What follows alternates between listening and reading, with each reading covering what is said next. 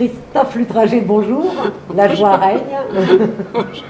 Et je sais pourquoi, parce que votre spectacle La colère de Don Juan est magnifique et a beaucoup de succès. Ah bah merci. Pourquoi La colère de Don Juan? Pourquoi la colère? C'est marrant de rire sur la colère. La colère parce que je suis parti du principe de séduction en fait. Et pourquoi est-ce qu'on a besoin de séduire? Pourquoi est-ce qu'on a besoin dans la séduction peut-être quelque part d'être aimé? Qu'est-ce qui fait qu'on a besoin tant d'être aimé? Peut-être que la réponse est dans le fait de ne pas l'avoir été ou pas l'avoir été assez. Et c'est vrai qu'au travers de Don Juan, la manière dont le père de Don Juan s'est plus intéressé aux affaires du ciel, Dieu le Père, qu'à son fils, bah, effectivement il y a quelques manquements, quelques ratés. Et donc du coup, bah, quand on ne s'est peut-être pas senti assez aimé, bah, ça peut mettre en colère, voilà, Oui. et très fortement. Et Don Juan l'exprime, voilà. Et c'est Arnaud de Nicelle, qui effectivement se révèle chanteur extraordinaire, comédien, danseur, un tant soit peu. C'est ça. Et ça, mis à part, vous avez fait un choix d'un spectacle où il y a beaucoup d'art présent, n'est-ce pas? Chant, danse, musique. Bah, quand on parle de séduction, forcément, ça se passe par les sens, par le regard, par la peau, par l'épiderme. Et effectivement, il me fallait qu'il y ait tout cela. Alors c'est vrai que je suis parti du texte à la base de Molière, et puis je m'en suis vite détaché parce que je voulais que les scènes de séduction inscrites dans Molière se transforment, comme je viens de le dire, dans le corps. Donc c'est vrai qu'on y trouve du tango argentin. C'est vrai qu'au travers de cette colère, Don Juan avait besoin de la chanter. Et pour moi, qui mieux que pousser un cri de rage au travers de Rage Against the Machine, des Queen, ils chantent les Doors, et tout cela a un sens parce que j'ai choisi The End des Doors, la fin, et moi je fais un Don Juan qui n'est pas puni par le ciel, mais qui choisit et qui prend son destin en main, donc il le chante. La fin est tout de même, la fin du Don Juan nous laisse sur l'expectative. Ah, elle est très ambiguë, parce qu'effectivement, il fait tout pour et que tout soit propice à se faire tuer, effectivement, et la fin reste ouverte parce que je reste sur une image qui rappelle quand même le ciel. Il y a des clins d'œil, mais en même temps, il pousse le destin à son suicide quand même. Donc après, meurt-il pas, après c'est au spectateur de choisir.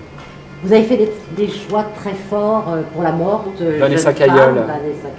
Elle est incroyable, parce que autant Arnaud de Nicelle dans Don Juan, c'est vrai qu'il est très beau lui aussi, chante, danse et joue, et c'est vrai qu'elle aussi, elle est à la base de formation danseuse classique.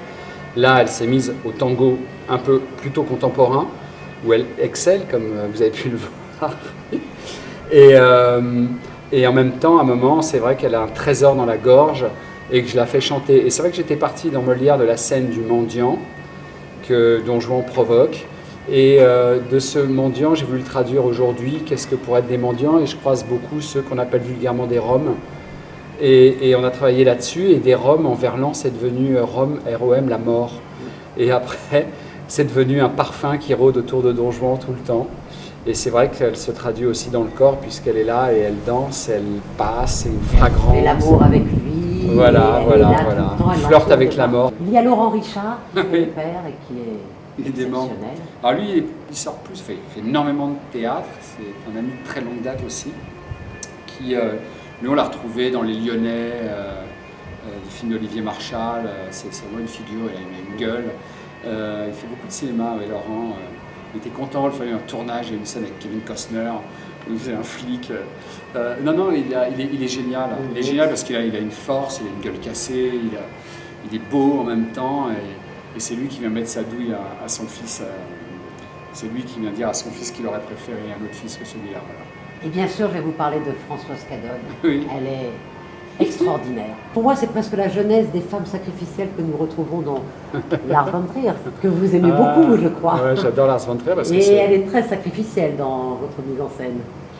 Ouais, c'est vrai. Molière l'a mise comme ça aussi. Peut-être pas au sens de... Je ne sais pas si vous voulez parler de Breaking the Waves avec Emily Watson, qui elle, effectivement, pousse Lars von Trier, la pousse au maximum, je dirais, mais il transcende le pathos. Non, je ne vais pas jusque-là, mais c'est vrai que dans Elvire, on a un Don Juan qui parle beaucoup de la liberté, on a un Don Juan qui parle de l'amour, on a un Don Juan qui parle beaucoup, et finalement, est-ce qu'il est vraiment libre? Et de l'autre côté, on a une Donna Elvire qui, elle, se donne pour aller au couvent. On se dit, mais pourquoi elle va aller s'enfermer là, s'enchaîner à Dieu? Et finalement, on voit que dans le rapport qu'elle a avec Don Juan, où Don Juan parle beaucoup de liberté, d'amour, il n'est pas si libre que ça dans ses idéaux, ses concepts, et qu'elle, finalement, qui a rencontré Don Juan sur son chemin, elle a connu le plaisir de la chair, ils ont fait l'amour, elle a tout donné, elle voit ce que c'est que ce monde des dualités, ce monde de frottement, ce monde qui fait mal. Elle va retourner spirituellement, ou elle va même donner peut-être, je ne sais pas, son corps, mais en tout cas à la spiritualité. Et la question qui se pose, c'est peut-être, elle n'est-elle pas plus libre finalement que Don Juan? Donc dans ce juste bouddhisme, c'est vrai qu'on a le rapport à la relation humaine et on a le rapport à l'ultime avec Dona Elvire, c'est-à-dire la spiritualité. La colère de Don Juan, c'est un obus, c'est un ovni. C'est un ovni plutôt. Mais c'est aussi un obus dans le sens que ça frappe très fort. Ça frappe nos esprits, ça frappe physiquement. Et c'est ça qui est magnifique et qui nous interpelle. Pourquoi avez-vous eu envie de donner cette forme? Alors moi, je ne sais pas. Je convoque l'irrationnel. Je ne sais jamais ce que je fais, hélas. Et ça m'angoisse beaucoup. Je comprends toujours après. Donc là, je suis en train de comprendre ce que j'ai fait, dans le sens où je vois ce qui se révèle, ce qui se réveille, ce qui prend, là où la force de l'irrationnel vient s'immiscer et dire des choses qui me dépassent. Et du coup, ça me permet de continuer un travail. J'adorerais être plus visionnaire que ça pour aboutir les trucs que je fais dès le début, mais il y a toujours deux vitesses. Donc pourquoi je l'ai fait, si je le sais quand même, c'est parce que moi je traite des contes avec la séduction, parce que je suis quelqu'un qui suis énormément dans la séduction et c'est quelque chose qui me pèse, moi, parce que je l'ai traité au sens pathologique du terme. C'est quelque chose qui me travaille beaucoup, la séduction. Et en même temps, il est vrai que je règle un petit peu des comptes pour avoir eu, mais comme beaucoup, des soucis avec ma famille, les soucis paternels, les soucis d'abandon, les soucis de la non-reconnaissance, qui vont venir chez moi frapper au cœur du cœur, si je puis dire, le sens le plus littéral du terme, à des problématiques dont j'essaie de parler, dans la colère. Moi, j'aimerais quand même vraiment qu'on parle 2 secondes aussi de Gilles Vincent Cable dans ce Ganarelle, parce qu'il est juste... Bien sûr, pardon. Il est merveilleux. Il est exceptionnel. Et puis Jérémy Breitbart, qui est aussi comédien et danseur de tango, qui a aussi... vous l'avez vu dans ce tango magnifique où ils se battent pour une femme qui est juste super. Extraordinaire. Ouais. Mis à part le Sganarelle que vous avez choisi, est très très original, puisqu'il est jeune. Oui, il est génial. Et il nous embarque, il nous fait rire, c'est des moments magnifiques. Ce qui est extraordinaire, c'est qu'il y a cette colère qui est là, et il y a aussi ce rire. C'est la politesse du désespoir, en fait. Bien, et bien écoutez, je vous remercie. La colère de Don Juan se joue à 17h25 au Théâtre Girasol. Merci Christophe Lettringer et à très vite. Merci.